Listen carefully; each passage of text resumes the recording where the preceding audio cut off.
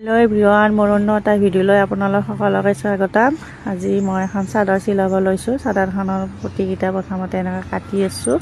আৰু যিসকলে চাদৰ চিলাব জানে তেওঁলোকৰ কাৰণে এই ভিডিঅ'টো নহয়। যিসকলে নাজানে তেওঁলোকে ভিডিঅ'টো শেষলৈ চাব, স্কিপ নকৰিব।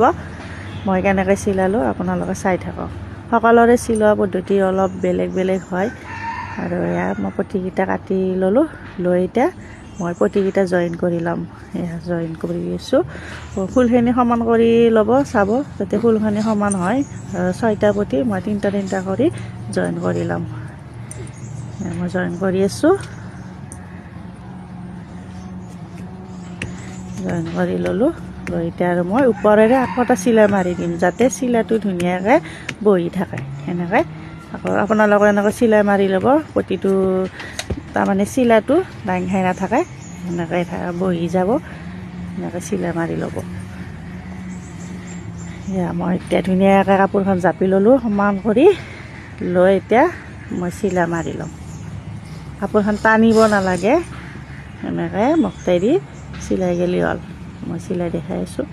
এয়া এনেকৈ চিলাব। আৰু আপোনালোকৰ যদি ভিডিঅ'টো ভাল লাগিছে লাইক কমেণ্ট কৰিব আৰু লগতে শ্বেয়াৰ কৰি দিব। এইফালে হৈ গ'ল। এতিয়া মই মূৰেৰে আকৌ এটা চিলাই মাৰি ল'লোঁ। লৈ এতিয়া ছাইডত চিলাইটো মাৰি ল'ম। এনেকৈ মকটাই ল'ব।